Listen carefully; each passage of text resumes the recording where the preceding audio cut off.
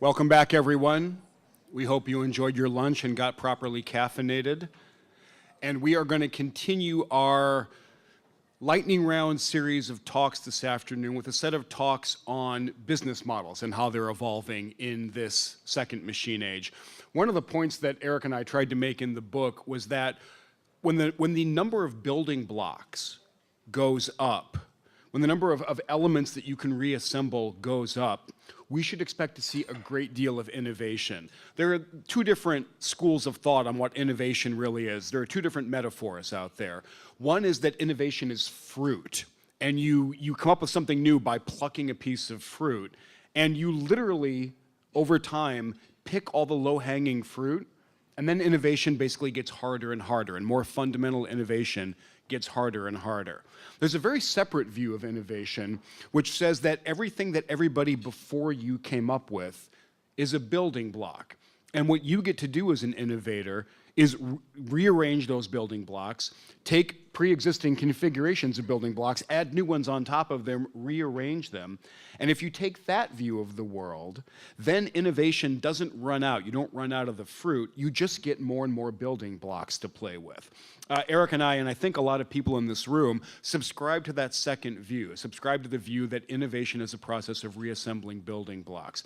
And as we've heard already today from a number of our speakers, what we're observing is, I think, a huge period of fundamental business innovation as all kinds of clever innovators and entrepreneurs and geeks out there are realizing that there are a lot of blocks out there. Everything from smartphones to sensors to drones to big data to machine learning and artificial intelligence. And we're seeing a lot of really fundamental, very deep, really interesting change and evolution in business models out there. So our next round of talks are going to be about the research happening at the IDE to understand different aspects of this flux and this flourishing of different kinds of business models.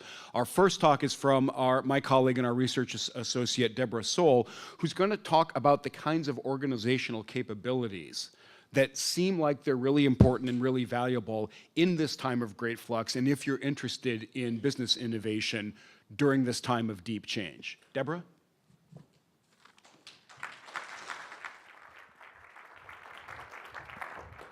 Thanks.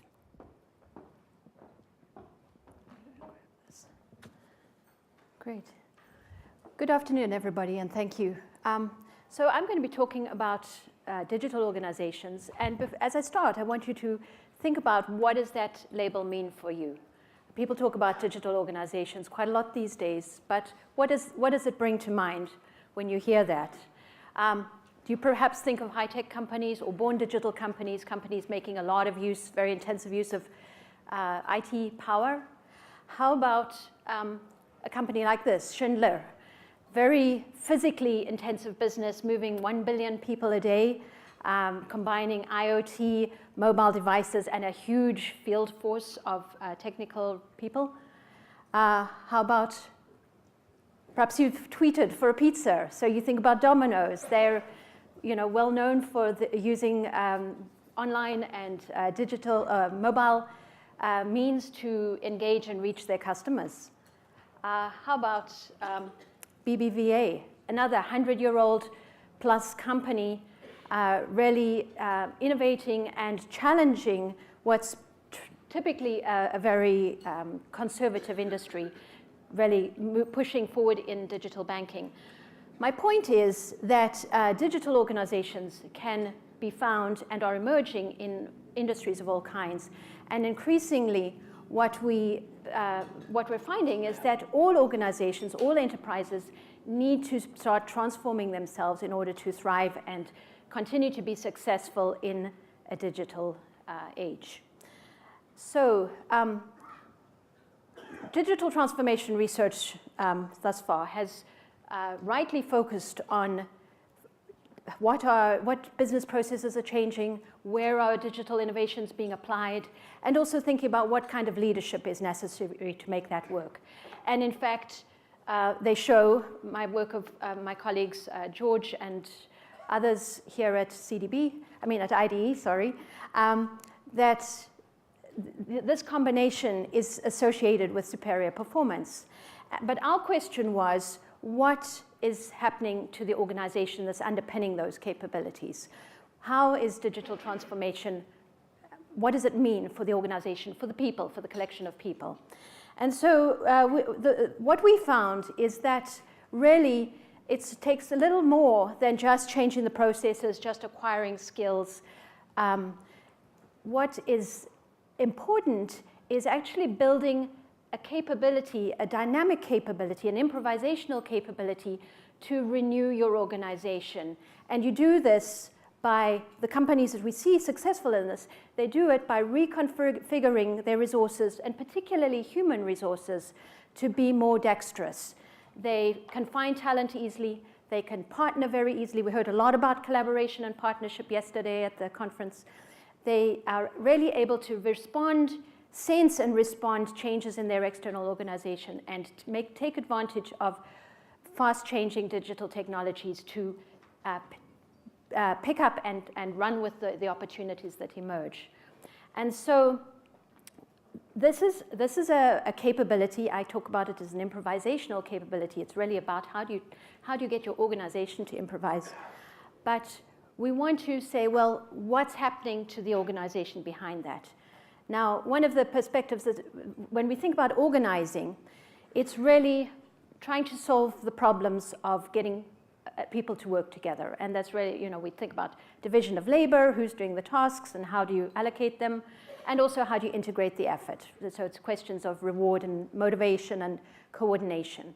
And we see, this phenomenon of dexterity. We see that digital possibilities are opening up all kinds of choices for how you can organize. You can automate a lot of work. You can bring in people to work from outside. Also, so there's a lot of new possibilities. But what about the organization enables them to take up those possibilities? And we see that there are really more foundational characteristics that are important. They're cognitive, they're behavioral, and then there's also kind of a structural, a contextual notion. I'm going to talk about these. First of all, we identify this notion of a digital mindset. And to be clear, this is very distinct from seeing digital simply as an opportunity. We measure that, and that is something different. But organizations with a digital mindset really are very proactive. They're instinctively proactive and positive about digital possibilities. They look for technology solutions. They're comfortable with information transparency and working with data very systematically. They seek out technology for advantage. The second pillar of this is digital age practices. And we've heard some talk about this already. The two that we saw were very important, and this is kind of taken after you think about digitization of your operations. That's sort of a given. It's almost an antecedent to real practices. The first is data-driven decision-making, where it actually becomes a norm in the organization that we work with data and we make decisions systematically based on that data. The second important behavioral norm is collaborative learning. The company is receptive and comfortable with learning from other parts of the organization and from other, even outside the organization. So learning across disciplines, across locations, across status levels, internal and external, really recognizing that there's expertise to benefit the organization and being able to bring that to bear. So those are the two practices or norms that are really important. And then the other part, third pillar that we find is really a set of enabling tools that both support these ways of thinking and acting, but also legitimizing and making that possible. So this is the essence of what we see as a digital organization, these sort of foundational characteristics. Just to sort of take a step back about how we got to this point, we had these insights about the importance of dexterity and being able to improvise your organization in this way came from our first interviews, and that was also where we identified these notions of mindset, practices and tools that really all interact together, and they all evolve over time so that in companies that are moving from being more traditional to being much more digital. So we took what we learned from the first phase, the qualitative phase, and we developed survey items so that we could try and test these relationships a little bit more systematically. So I just want to highlight a couple of things. Here we're looking at digital dexterity as the outcome, and we see that data-driven practices in the first column, sorry, let me try and find one of these gadgets. In the first column, model one, we see that both data-driven practices and collaborative learning practices are significant predictors of digital dexterity. As we add in digital mindset and digital tools, the collaborative learning practices is actually totally mediated by mindset, which is not unexpected, that now people are in a certain frame of mind and they work, they leverage data, they leverage their tools to really work effectively in reorganizing themselves. This is a sort of simplified, for brevity, where we do control for company size in terms of employees and revenues, and also we control for industry, and there's no impact of those control variables on dexterity. One of the other pieces, just to confirm what was found in the prior work, looking at digital capabilities in the area of customer experience and improving customer experience, we wanted to see, well, are these features of organization also important in delivering current capabilities?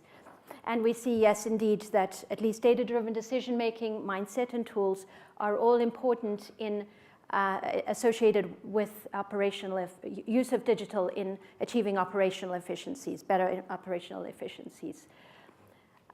Again, for operational efficiency, there's no additional effect from company size or from the industry. But I must sort of caveat that is that we didn't actually have a sampling specifically around company size or industry, so that's why I don't want to play that up too much. We do need to test that much more as we go forward. And then finally, the other piece, the other aspect that was previously identified, that a lot of digital activity in the area of customer experience. So we looked at how these organizational characteristics affect that, and we see again that data-driven decision-making and mindset are strongly and positively associated with being effective with digital in the area of customer experience. But tools are less important. And again, and so we looked at dexterity because that was one of it's kind of an intermediate outcome. And we do see a strong relationship between the ability to be dexterous, to organize to adjust and improvise with your organization, and your ability to meet your customers' needs with digital. There is a slight interaction effect between mindset and digital dexterity. So that's actually it's actually a complementary effect. So if you have a positive mindset in your organization around digital, and you also have developed this ability to leverage your human resources very flexibly, that actually gives you even greater leverage when you're trying to apply digital tools in the area of meeting customer expectations and customer needs more fluidly and flexibly. Here we did see some differences across industries in customer experience-focused activity.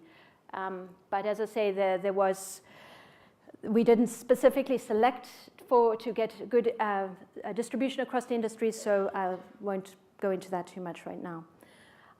So in general, just to sum up, what we're starting to see is this idea of building digital advantage by creating certain building up certain foundational features of organizations. And it plays out almost in two ways. You're building through exploiting your capabilities, you build that is evident in the organization, in the operations efficiency area. And you're able to explore further by leveraging this capacity for being dexterous and adjusting and agile and exploring with your customers to be more effective with digital. So the question is, how do you foster that? And I was told that sometimes a counterexample it can be useful. The truth is that building up these kinds of capabilities in your organization, these kinds of attitudes and norms, it's just really hard to force that as a leader. So you have to, even though digital transformation in the organization is important to be top-down led, you have to work with a more subtle hand. And so some of the ways that we've seen organizations doing that is really through how the leaders pay attention to what they pay attention, the kinds of ways that they allocate resources, and really trying to foster the conditions that helps people experience the positive aspects of working with digital and using it to specifically in making their customers happy, and seeing how by collaborating and by really using the data that they can be much more effective together. And so that's kind of where we are.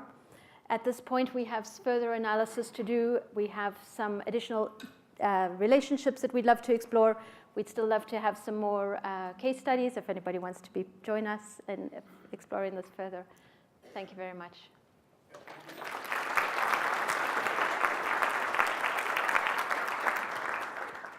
Questions for Deb?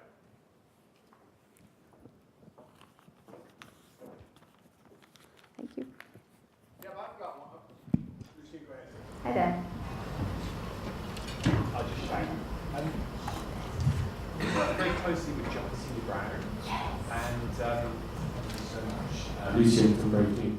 And in his book, The New Culture of Learning, he talked a lot about this idea of the shift in culture here. Mm-hmm. And the shift being going from knowledge is power, where we have a culture of hoarding knowledge and protecting it, and building silos around knowledge, to a culture where sharing knowledge is power. Yeah. How do you go from the theory to the kind of practical shift that companies need to go there to transition to, in terms of that shift, that tipping point where you're actually rewarding sharing knowledge and creating a culture around collaborative learning? Yeah. So sorry, your question was, how do you go from the theory? The shift, yeah. How do you, from a cultural perspective, because it's clear that this is working from a data perspective, mm-hmm. but from humans are much more complicated, and so organizations, so often we were just having a conversation over lunch that so often the comms department is actually the anti-comms department, and it's like own the message, and it's so it seems that there's a real shift that needs to go on in terms of organizations' cultures around how they think about knowledge. I agree. I have a high regard for John C. Brown's work. I think one of the things that we found from our interviews, that it really is very much a process, and it can feel very uncomfortable as you're getting from perhaps this more this orientation of I need to know, I need to be the expert, and everybody's sort of feeling that way, to getting to, like any cultural shift, it takes time. I think what we found is that the combination of trying to move norms and mind and giving the tools, we found that enterprise sort of social media tools can be very influential because people can see how everybody else is talking about things. They can, the CEO and other senior leaders can have a very direct way of reaching people, so they can articulate the values that they're trying to inculcate, and people can sort of see how, when you follow those, that you actually get recognition. For example, if you're sharing rather than trying to remain the expert, the sole expert. So I really think that from what we saw, it's really the combination, and it is a process, and it can feel very uncomfortable at times. our interviewees, really expressed a lot of sort of cognitive dissonance at times, because you have these high aspirations, but you don't have the ability yet, or you have the right attitudes. We think this is great, but we can't do it. We don't have the practices in place. So I don't know. I'm not sure if that gets to what you're feeling. That anyway, you had it. Quick one. I want to talk about your slide with the office on it. Based on this work, can you give us an example of something you would hear from an executive that would make you think either she really gets this or she really doesn't?